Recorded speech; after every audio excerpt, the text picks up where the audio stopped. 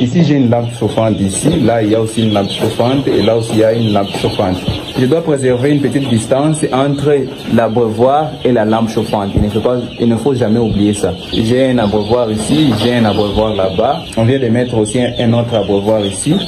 Je ne peux pas mettre ça directement ici, en dessous de la lampe chauffante, vous voyez. En dessous de la lampe chauffante, c'est ici. Et puis, je mets l'abreuvoir ici et l'autre abreuvoir là-bas. Et puis, on va mettre un autre abreuvoir ici.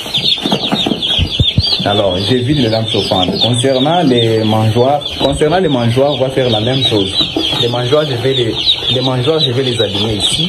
1, 2, 3 mangeoires pour les poussins. Alors, je vais le faire.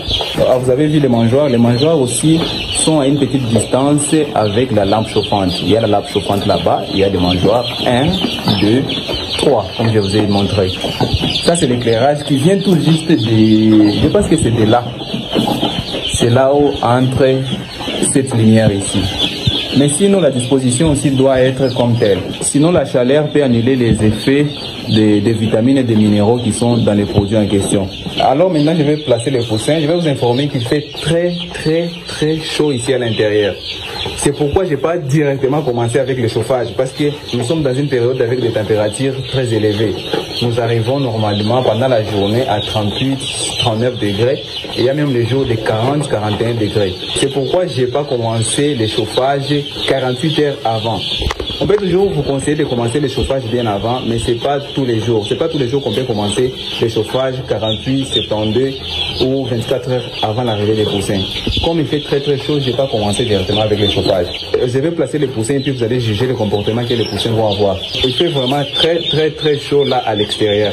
C'est pourquoi ce n'était pas nécessaire de commencer directement avec le chauffage. Et les lampes chauffantes ici, je vais les allumer à partir de 17h, 18h ou même 20h, 21h, ça dépend.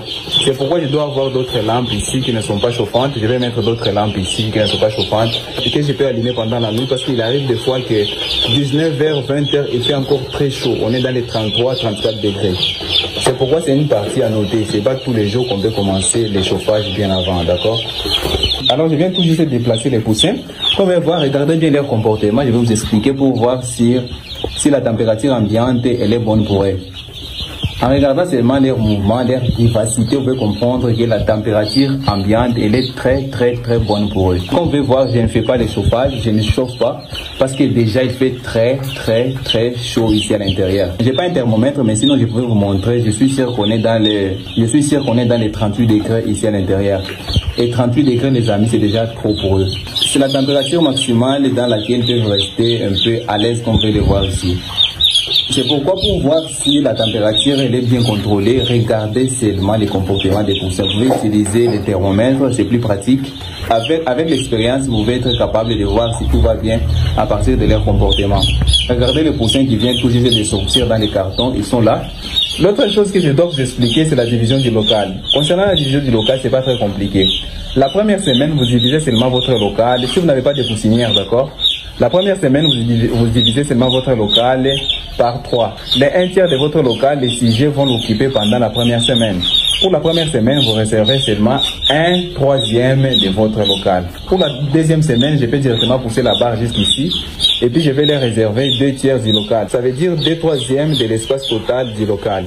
Et puis, à la troisième semaine, ils peuvent occuper les 100% du local. C'est un peu ça. Je récapitule un peu. Vous pouvez seulement diviser votre local par 3 si vous n'avez pas la poussinière. Alors, la première semaine, les poussins, les sujets vont occuper les 1/3 du local.